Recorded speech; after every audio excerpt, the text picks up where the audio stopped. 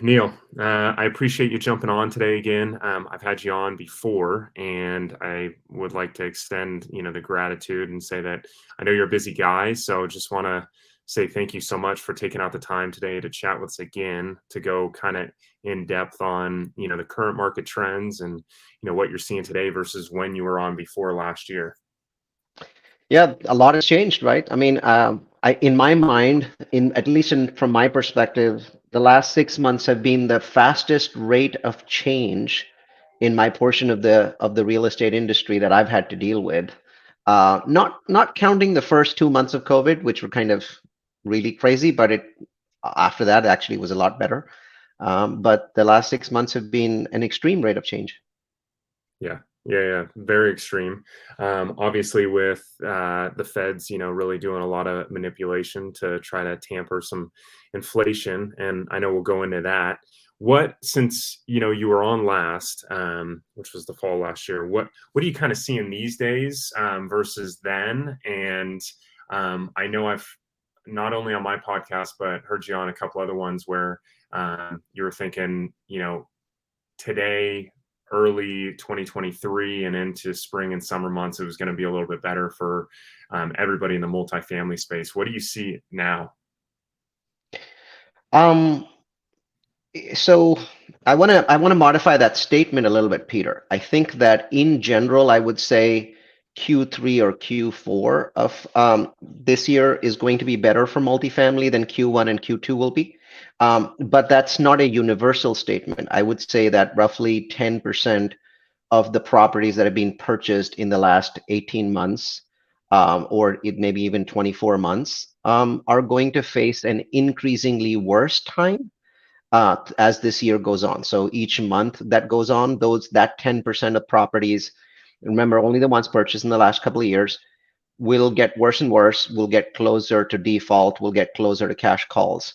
And that is just simply inevitable. I just feel that the while there's more bullishness in the industry today here in at the end of January than there was a month ago or 2 months ago, because we are seeing some distinct signs of reduction in inflation. We're seeing some distinct signs that today, a few hours after this podcast is being recorded, the Federal Reserve will meet to discuss their interest rate hike, and there's a good chance that they'll hike by 25 basis points. And if they do, then they're sending a very clear sign to the marketplace that in fact they may be either done or close to being done with their hike. So on the good side, we are seeing a higher level of bullishness in the market. On the bad side, the market is now finally beginning to understand that just because the Fed stops hiking doesn't mean that the pain goes away. In fact, Mm. some some parts of the pain typically come after the Fed stops, because the Fed now believes that the pain level has built up to the point where it will keep inflation down. So in the Fed's mind, the pain level was not that high a month ago, not that high 2 months ago, not that high 3 months ago, but now they're saying it's built up to the point where it's painful enough for the inflation to reduce, for unemployment to increase, which means that you've got more pain in front of you than behind you, because if Yeah. that there was more pain behind you, then the Fed would have stopped earlier. So I think that there's beginning to be an understanding of how real estate cycles work. Also, there's beginning to be an understanding of how the Fed fund rates work. When the Fed increases interest rates, the actual impact of the increased interest rate is not felt for 6 to 9 months. What we are feeling right now is not the impact. What we're feeling right now is the anticipated impact, the bullish to bearishness of the stock market, the crypto market, the real estate market. That's what we're feeling right now. The economic impact of rate cuts typically take a minimum of 6 months and quite often 9 months to be felt. Because if someone already had a property that was in contract, that was locked in, somebody was already at the point where they'd already put down a deposit, well, those properties, there's somehow people will close those properties. Hmm. It's the next property that goes into contract after that that will feel the impact from a pricing perspective, will feel the impact from a rate perspective. And so everything is delayed, and the Fed has moved so quickly, so incredibly quickly. I mean, really, from May to January, right? Or May to December. We don't know what the January rate cut is. Today's Feb 1st. So we'll know today. they've moved so fast that the vast majority of the impact has not happened yet. And we'll talk about why, I feel Q2, Q3 will be good for multifamily, because so far what I'm talking about is not a positive impact, it's a negative impact. And we will feel those impacts more as time goes on, right? So I think that the Fed simply stopping or pausing is not a magic bullet. Hmm. It's good for many things, and I'll explain why it's good for interest rates in particular. But it's not good for the pain level. So the pain level doesn't go down because the Fed stops. The pain level actually is at its maximum when the Fed stops, until the time that they start cutting rates, which usually happens 6 to 9 months after they stop. And, there's a plateau at the top. In the past, the plateaus have been as short as 3 months and as long as 9. Yeah. Yeah, all valid points. I mean, I've seen, a lot of changes like you have over the course of, the last almost year, since they started ticking up. What do you see on rent increases now, versus kind of like what was trending? Have they leveled off? Do you foresee and forecast in the next year, year and a half, that they're gonna stay the same and slowly tick up 2 to 5%? What's that kind of look like for evaluation? So I'm a little more bullish on rents than the last time we met, and I'll tell you why. The last time we met, I was still looking at sort of a not a worst case, but a worst case for the economy, and that didn't happen over the last couple of months. So the economy has stayed pretty strong, even though inflation has declined a fair bit. So now I'm kind of looking at the middle case for rents. I think rents will grow this year by between 2 and 4%.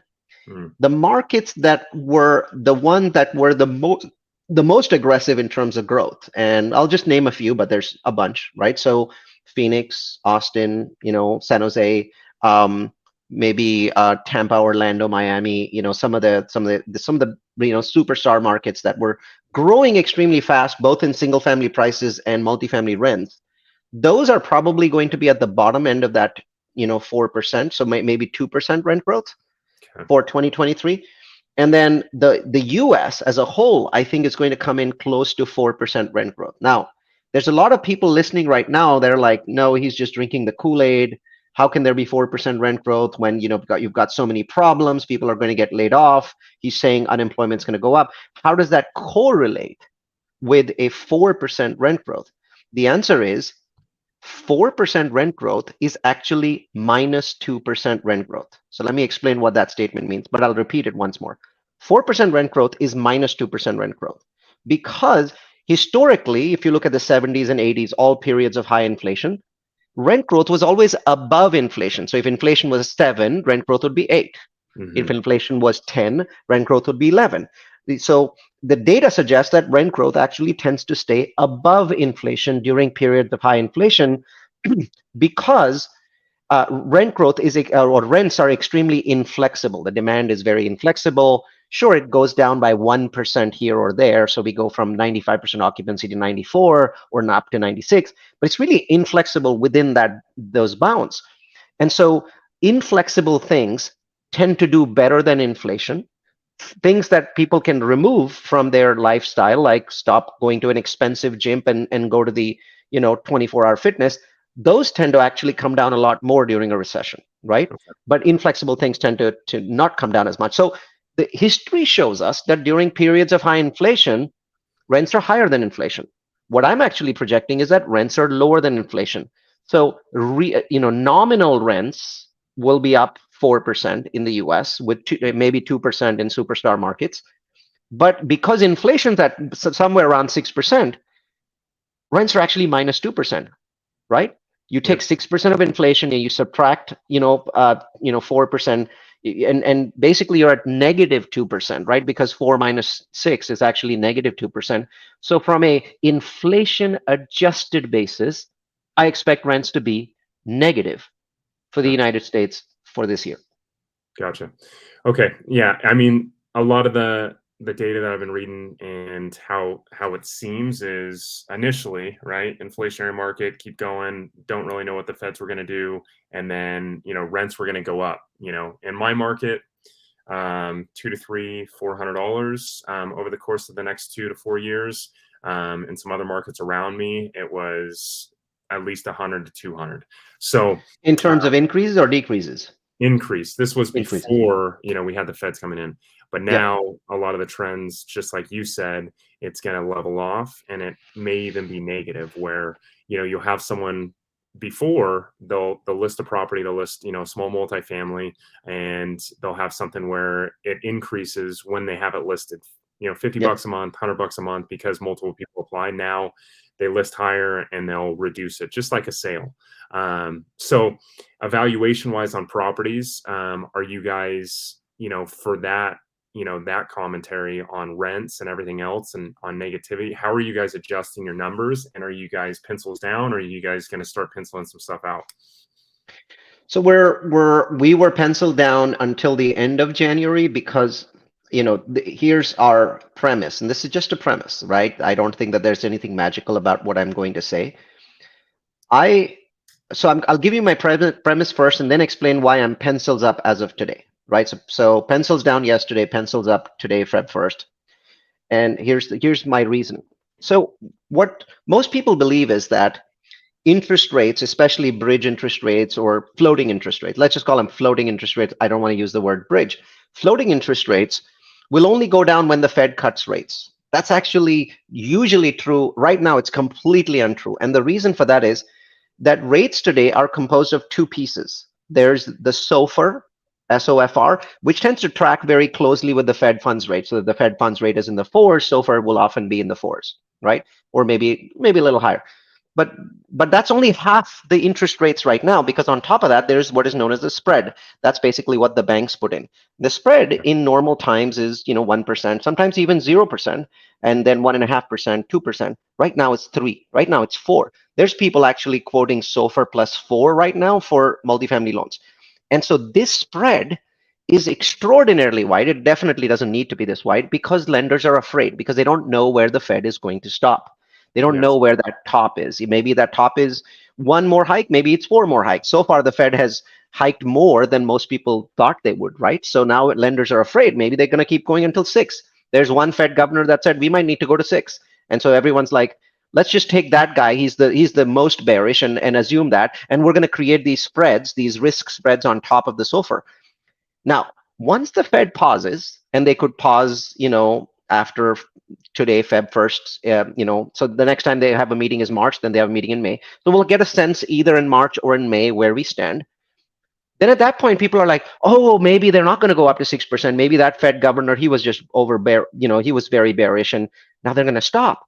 Now, the moment that happens, then that spread comes down. And that spread often drops I would expect it to drop by 2%. So without a decrease in the Fed funds rate, you are going to see a decrease in your spread. And the spread matters the most, because on a floating rate, SOFR is going to decline whenever the Fed starts cutting. Let's say they cut next year. You're going to get that benefit anyway, because your SOFR is going to come down, so your interest rate is going to come down. But the spread is locked in. On the day that you bought the loan and you lock it in, that spread is going to be there forever. Yeah. Until you get rid of this loan. So no one should really be worried about SOFR, because I think SOFR is artificially high. The Fed will concur with me on that. And it will drop back at some point over the next year or over the next 2 years. So that component of your loan is actually not the one you should worry about. It's the spread, because the spread's going to get locked in. So now our premise is this. Either in March, not today, in Feb, they'll if they raise by 25 basis points, they're sort of giving you a sense that they're going to stop. So I'm hoping for 25 basis points, but in March, they're either going to say, we'll do a final 25 basis points and then stop. Or in March, they'll just say, we'll stop, right? Or maybe they do that in May, right? So one of these two meetings, I have a sense that the market will get a pause. The market will know where they are. And then I expect that by July or August, the spreads are going to collapse. And then, so I want to have a property that is not in contract until June, because I want to get the price benefits that I'm getting right now from the extremely high spreads. And I want that price benefit when I put the property in contract, but then I want to drag that property out as much as I can, so that the risk premiums drop. And the day that I lock in, I have a low risk premium in October. Yep. So Okay. pencils up Feb 1st. Okay. All right. And Thanks for the detailed explanation on that because, some people, they just get into it the first time and they don't know, when to be penciling out deals or, what to be looking for. So, um, with you having a great amount of experience, what for buying properties, are you still buying in the same markets that you had mentioned before? I think we talked a little bit about, it was in Texas. You guys were looking a little bit outside of Austin, I believe. Yeah, we bought a property in Killeen. We're very happy with how the property has performed. So Killeen's kind of a northern market. Austin home prices have gone up the most in the US. Yeah, Even yeah, though they're down 10%, they're still the highest in the US. After that 10% decline from June, I'm expecting Austin will decline 20%, so it'll go down another 10%. But okay. when it does that, it'll still be 57% higher than 2020. Hmm. Well, so on average, you would need almost double the salary to buy a home compared to what you did before because interest rates are also high, so that increases your mortgage payment. And so a huge number of people in Austin that would have purchased single family homes can't. So I'm interested in it. So ironically, here's the answer to your question. I'm still looking to buy in the superstar markets, knowing fully well that from a rent perspective in the short term, the superstar markets are the ones that are likely to underperform, right? Because of affordability issues. But then because the gap between the mortgage payment and the rent is so high there, because home prices went up, spectacularly, even once they come down, that gap's still bigger than most other places. Eventually, when the market recovers and people have more money, it's the superstar markets that are likely to benefit more from rent growth in 2024 and 2025. So in 2023, just suck it up. And if I'm going to be buying a property in October, then I'm not really sucking it up for a long time because I'm hopeful that by mid next year is where I start getting those benefits of these markets having a huge gap between mortgage payments and rent payments, and also, demand, picks up again post a recession if there is one. Yeah. So, demand wise for other multifamily investors right now, do you see have you seen a lot of the industry turn in the sense of newer multifamily investors, syndicators, and is that something where since you have pencils up now, you can capitalize on people that either just got a deal and it has, a fire in 4 out of the 15 units and you can pick that up? Are those types of properties that you're looking at, or what type of properties are you looking at in those markets? So while I'm pencils up and I'm underwriting properties again starting today, I'm actually more interested in my recapitalization fund. So I am convincing I have a regular value add fund, and I'm convincing my investors that we should turn the rest of the money that's in the fund that hasn't been used yet into a recap fund. So we are interested in recapitalizing properties that were purchased in the last 2 years, um, that have severe problems. And these properties have multiple problems. One Okay. is, Mhm. Number Sorry. one, they didn't buy a rate cap. Number two, they bought a rate cap, but now they have to escrow for a much higher rate cap in the future because when they renew their rate cap a year from now, that rate cap's going to be $1 million or some Yes. completely insane number. And so now the bank is forcing them to escrow $50,000 a month into that escrow. Um, Maybe they didn't even buy a rate cap. Maybe the rate cap was purchased, but it was so high that the property is bleeding $40,000, 50,000, despite the fact that there is a rate cap. So there's a lot of properties out there where I went to a conference and I recently asked this question. 500 people were in the room. I was standing on stage. So I said, "How many of you have gone through a capital call?" Not one hand was raised, which shocked me, by the way. Um, but it sort of makes sense. I mean, this syndication industry sort of is very young. I've been through a capital call. I can tell you, I would much rather get a root canal than a capital call. And also, I know that 90+% of capital calls fail, right? They don't succeed. They fail simply because the investors think of it as, throwing more good money after bad. And you probably haven't put that punitive clause in that says if don't put money into the capital call, we will over dilute you. Like we will 2x or 3x or 4x dilute you. And most people haven't bothered putting that into their ppm, so you can only dilute them, and at that point they don't care to be diluted. So a lot of people will beat you up during a capital call, but they won't give you the money, or they'll give you a smaller amount of money. Instead of you ask them for $30,000 and they give you five. So I Yeah. think most people don't understand that. Then there's syndicators who don't understand that once a property goes back to a bank, your career is effectively over. I'm not saying it's 100% over, but it's effectively over, because in this sort of environment, unless you choose to lie on your next loan, you have to tell them that you just send a property back to the bank. When you Yeah. do that, the impact to that new property's loan is absolutely massive. The problem is, I have not seen a podcast, a panel at a conference, a set of people, a white paper about recapitalization, capital calls, and what happens when a bank takes a property back. I even talked to a syndicator last week at RaiseFest who was, I mean, the amount of Kool-Aid that this person was drinking was amazing, because he felt that, if the bank got his property back, and the property, right, he bought it for 20 million, it's probably worth 18 right now. He Okay. felt that the bank, if they took it back, they would sell it for 18. And I had to educate him that no bank is ever going to do that. The bank is not going to go through a long, painful process of selling this property at value.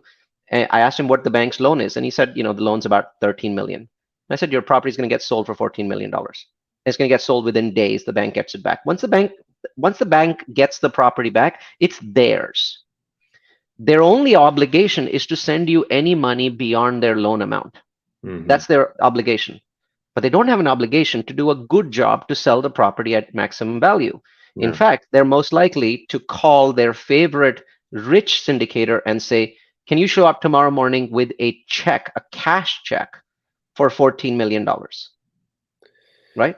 And Yeah. and so investors lose all of their money when the property goes back to the bank. And most of these people don't know that yet. So I think what will happen is, as this information, obviously this information is going to get out. 4 or 5 properties went back to the bank in Q4. As it gets out, syndicators will learn. They're smart. They'll learn. Once they figure out that this is the most horrifying thing ever, they'll start looking at recapitalizing funds after their capital calls fail. And so there'll be a few funds in the industry that'll come in and recap properties. That'll put more equity into those properties. Yeah. You make a good point. I don't know if I brought this up on the last podcast, but there's some syndicators. Well, first, before I go into that story, that syndicator that you were talking to, is that syndicator, has he been in the industry for 15 years or 3 years? What type of 3. experience? 3. Okay. Yeah. So I think that just across, any type of industry, it's in flux right now. So a lot of the people think that, it might be better than it is. And really still holding on to what they got into. There's one friend that I have that had some family get into a syndication. He's not sleeping well at night anymore because that property that they bought in Texas had a fire in it, burned 75-80% of the property. And now the bank, how the debt is structured, won't provide them with, because it was structured poorly, any money to rehab it. So they're going to lose the deal and lose all the investor money. I think those are one-off cases. I think those, when they happen, I think that it's very unfortunate that these kinds of things happen. Usually you don't lose 80% of a property during a fire. You tend to lose a portion of one building, because Yeah. multiple buildings. So I think that's very unfortunate. I really feel for him. Yeah. But I think that the property, that's a one-off. You'll see 1 out of 1,000 or 1 out of 10,000. They don't really affect the marketplace when these things happen. What's going to affect the marketplace for sure, if syndicators don't wake up and are not smart about it. They've got options. Luckily, they're not in 2011. They're not in 2010. They have more options. But I feel like that they don't actually understand their options fully. And so this will be a process of, can they understand their option, and can they weigh each of these options and figure out which ones are less painful, and whether some sort of contagion develops in multifamily in Q3. It's too early, by the way. Q1, Q2. I mean, people have money in reserves. They're still talking to the bank. They get some money from their own pocket. They put it in. They get some money from the top investors. They raise a little more equity. All of this stuff sort of gets them through another 6 months, 9 months. So I don't really expect to see a lot of these challenges happen until Q3. And then people will start to really think about, what are my options? And what I'm curious to see is in the industry conference where I'm, speaking or I'm on a panel, I think in the second half of the year, most people should be doing a section of their conference talking about recap, cash calls, renegotiation of loans. I think that's a critical service that is not being provided. Yeah. Yeah, I mean, and I think that and you could probably correct me if I'm wrong, but the market, sped up so quickly that, the people that do only have maybe 8 or 9 years, maybe have been myopic, and not really looking at other parameters. So they don't have that knack for looking around at other options. So now when they do need to look for other options, they're slow to the gate. Yeah, and I think that they also don't understand how banks function. I think that the way that the banking system functions, if a bank loaned you $13 million on a $20 million asset, in their books, they consider that asset to be $20 million because that's what you paid for it, right? They consider that to be the value. And let's say the value of the asset falls by 10%, it's 18 million. The bank actually has a clause in the contract that says, hey, the property of your, the value of your property has fallen. So my loans basically got up in LTV. You need to bring in more equity. Now, I haven't yet seen banks do that. And it's actually fairly common for banks to ignore this, even though they're required by law to recapitalize or ask for a recapitalization when values fall. But a lot of banks don't do it, thank God. Yeah. So I haven't seen a slew of those, but if a bunch of banks start, then other banks end up following. So that's another challenge where you may not be upside down. You may not be, cash. You may not be bleeding a lot. You think you can sort of get through it. And then you get a nasty call from the bank saying, we know what the value of your property is. It's gone down quite a bit. So I'm hoping that if values don't go down a lot, that doesn't happen, because obviously I could get that call just as easily as anyone else, and I don't want to get that call. But it's a possibility. You hit the nail on the head. People have 9 years of experience. They haven't been any foreclosures, recaps, or calls from the bank in the last 9 years. And right before that, there were thousands of such calls, but nobody's actually been in those meetings. Yeah. Yeah. I mean,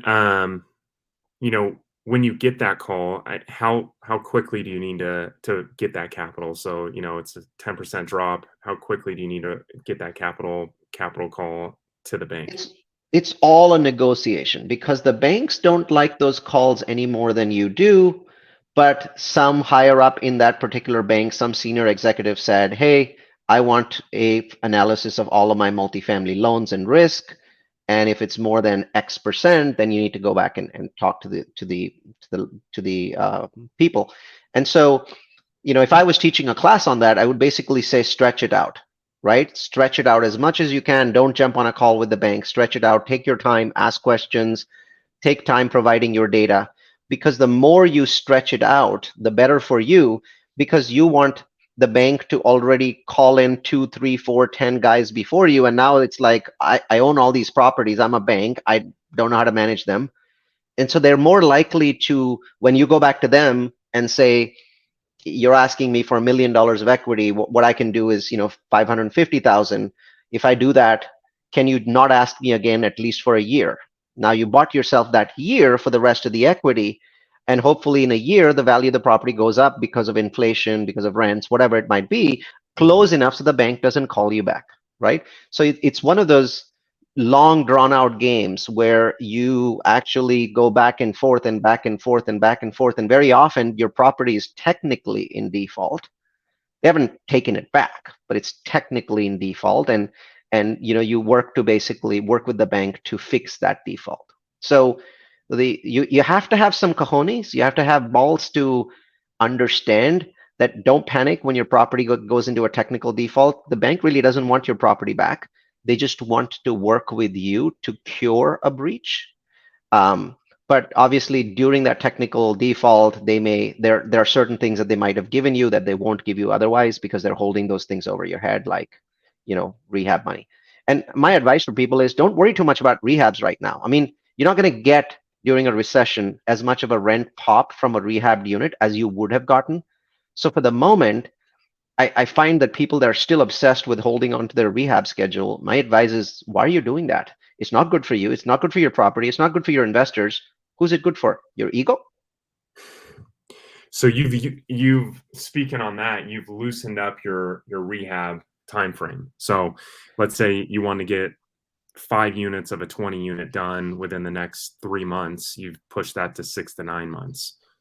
I have, because my message to my property managers is I'm not at this point very driven by rent increases. I'm very driven by occupancy, Hmm. right? So I want the property. You can't keep the property at 95% and rehab slowly. I want 97. Yeah. So, either you give me 97 and slow down, or you go fast and give me 94 or 95. So my property managers know that there's something I'm asking for here. I want the property to be highly occupied. Yeah. Yeah. And that's going to help through obviously the tough times. So if I was a new investor getting in with someone that was coming to me, talking about pencils up and pencils down, if I was going to look for, to get into a syndication right now, what's the criteria today that I should be looking at and the people I should be talking to? I think experience is really key. In the past, syndicators didn't need a lot of experience. So I think experience today is not one check mark. Usually you do a check mark. This is really a three check mark for experience.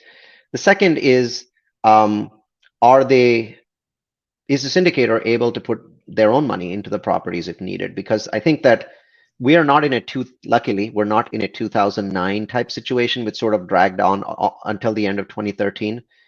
We're in a shorter situation where we need to figure out how to get our property through the next 12 to 15 months. And then I think we'll have options. We may be even able to raise more equity at the end of those 15 months, or simply dispose of the property at break even or close to break even, whatever it might be.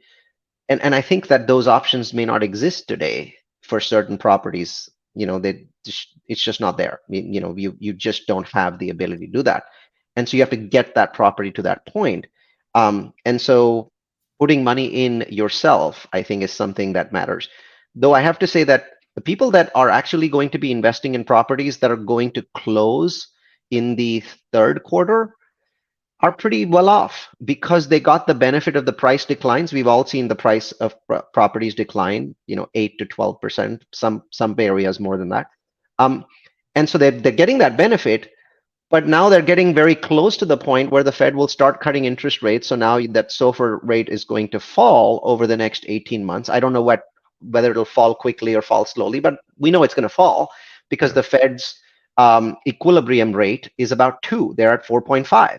So at some point, the Fed will try to return to the equilibrium rate, and depending on inflation, they might go, down slowly or go down faster. But they will go down, and you'll get that benefit. So I think a lot of it is, even in Q1, if you're investing and someone's buying a property, I'm not really sure why you're investing into a property in Q1. Maybe you don't understand all of the stuff that I'm talking about and how debt is such a big deal. So all I would tell the investor is just be patient. You're still going to invest this year. But I think the second half of the year, you have a much better chance than in the first half of the year in terms of your property making money, and also fully understand the risk. I mean, there wasn't a risk 2 years ago, 3 years ago, of properties going back to the bank. Now it's pretty substantial. Hmm. Yeah.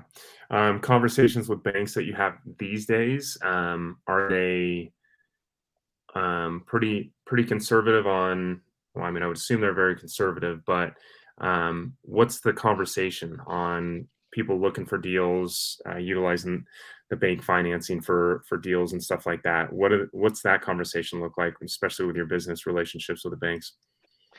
I think the business relationships today are not meaning as much as they were before.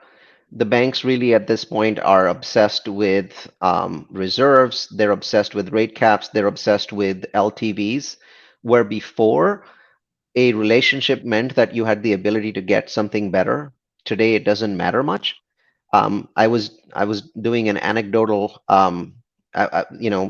last year, before any of this stuff happened, I signed on a new construction loan. It was a big property, 240 units. The loan was massive, like, and I was the primary guarantor. It was maybe a like $50 million loan. And I remember the process of qualifying for that loan was about 2 days long, maybe 4 or 5 emails. Hmm. And then recently we refinanced a 96% occupied 2022 built property where the bank was only giving us a 55% loan to value. And this Yeah. is based on a recent appraisal. Obviously, this is a brand new property. It's gorgeous, blah, blah, blah. It took a month to get approved. It took a Wow. month. And this was a $22 million loan or $27 million loan compared to a $50 million construction loan. So Yeah. banks are not your friends at this point. They don't have any friends. If you were friends with them, you're not friends with them anymore. They're just focused on the financials of the deal at this point. Yeah. Yeah. I mean, financials, making sure obviously they're going to cover their basis if stuff gets worse. Um, and do you have any tips for people that are making sure that they're still talking to the banks on refinances if they're having issues with a bank? Have you had to go to a different bank, especially in hard times on 2009, 10, 11, 12, where this bank's not doing the refinance, so you go to another one? And how does that transition look? We haven't started on that process yet because, as I said, we know how to drag this out. Yeah. But I wouldn't be surprised if that happened for one of our properties, probably in the second half of the year or the first half of next year, depending upon how long this drags out. Plus, we're one of those syndicators that actually are putting personal cash into the properties to keep them, from having challenges. So, but if it happens, what I maybe I want to answer this question a slightly different way because I think my scenario is a little unusual, right? I think we are here to talk about what the community should do. Hmm.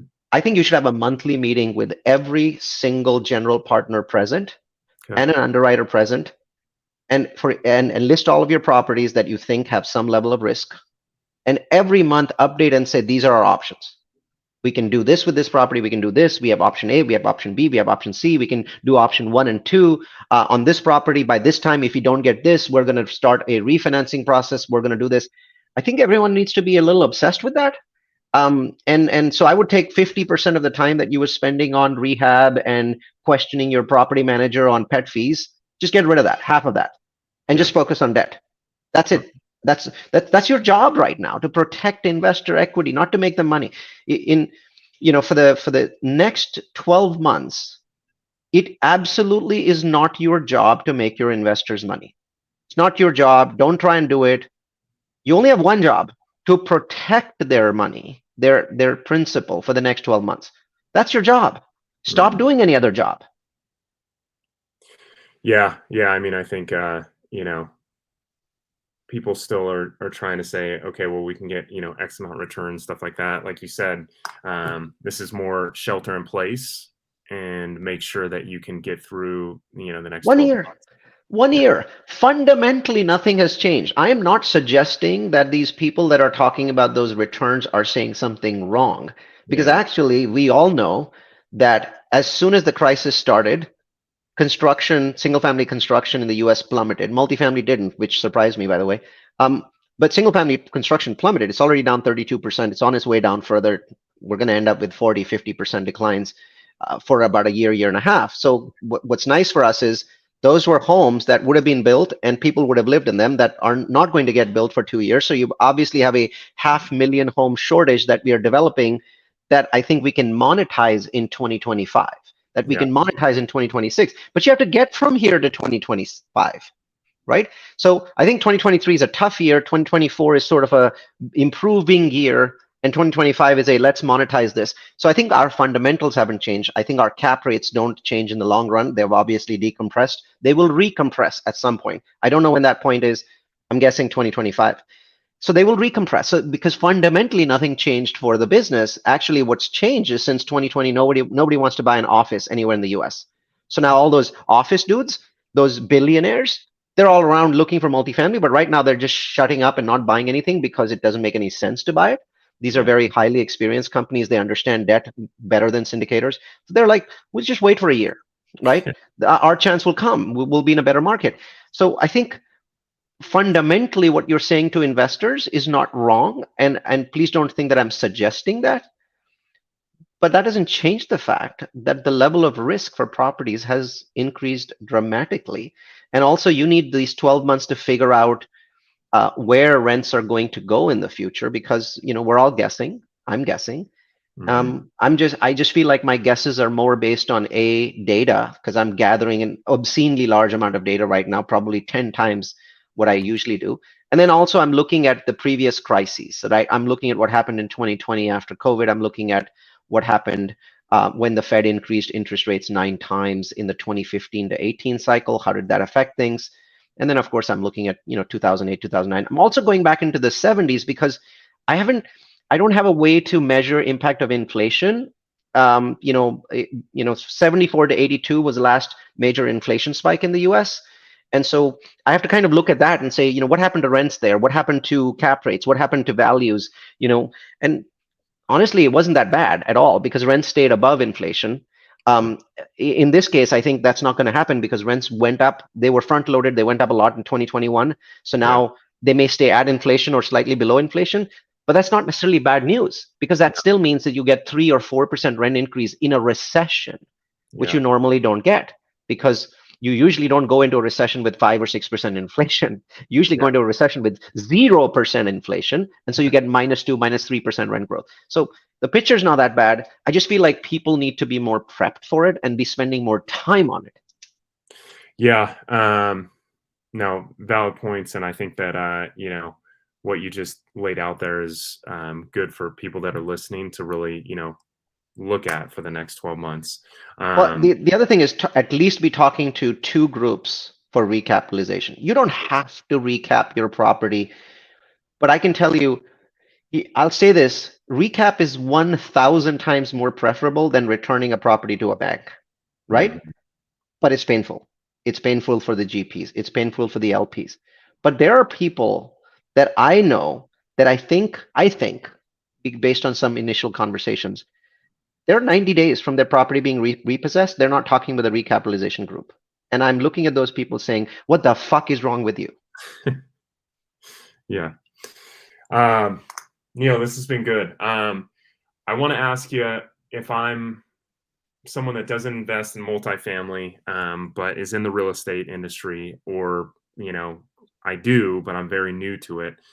What two things do you look and or watch for when the Feds come out and talk about interest rate hikes? For instance, today when they have a meeting, and this week, what are the two things that you're looking at outside of the interest rate hikes or staying level? That's very interesting. I think that I would look at single family home price trends, because I say this, I'm a multifamily guy. I haven't bought a single family home in a decade. But multifamily is an adjunct of a larger single family market. If you look at how many multifamily units we built in a year, 300,000. How many single family units we built in a year? Over a million. So it's a larger market. It's a single family market that affects things. And I can tell you, apart from what the Fed is doing, the Fed will do what they're doing. The overall market is going to get affected by what's happening to the single family market. So far, I'm extraordinarily pleased with the single family market, because it's Hmm. held up, because people have so much equity that they're like, I'm not selling my property. I'm not selling at 10% less. And so what we've seen are prices have only really declined in these superstar markets like Austin, which were up like 75%. So they're down, 10% from that or 12% from that. That's fine. I mean, Yeah. I think people in Austin are sickeningly rich compared to where they were 2 years ago. So I'm not crying any tears of blood for them, but I am not seeing any declines in markets that didn't see crazy increases. There's actual price increases today in Cincinnati, in Cleveland, and in Indianapolis.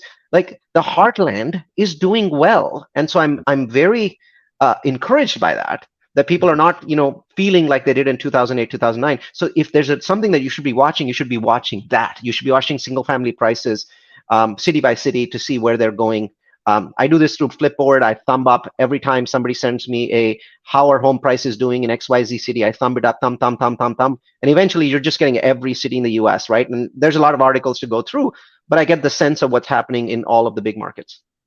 Yeah, I mean, I think the builders get it this time. They stopped pulling permits. They stopped, they saw kind of the writing on the wall, so that stopped. So that's one big thing, because Mhm. if they in 2008, they didn't stop building. They just kept, they kept the. And it destroyed them, right? So I think they were much faster to react this time. They were much cleverer to react. They walked away from their deposits on all the land parcels, and Mhm. so I didn't see Lennar stock, KB Home stock get hit as much. And by the way, their stock is back up. So keep in mind they took action so much faster, having learned so much from 2009 that builder stock is actually up after going down. So I think I would also watch to see what the builders are doing, but my feedback there is it's double edged. If you saw a 32% decline in new construction, you might think the sky is falling, but Yeah. actually it isn't falling, because new construction is detached from the market by at least 18 months. Those are units that are going to be built and delivered and occupied at least 15 months from now. So there's a lag there. So I don't necessarily watch it as much as I'm looking at home prices, because that's affecting us now. Yeah. Yeah. The second thing I was going to mention too is it's just like you said, everybody has equity, and the inventory hasn't shot up like it did, 12, 14 years ago.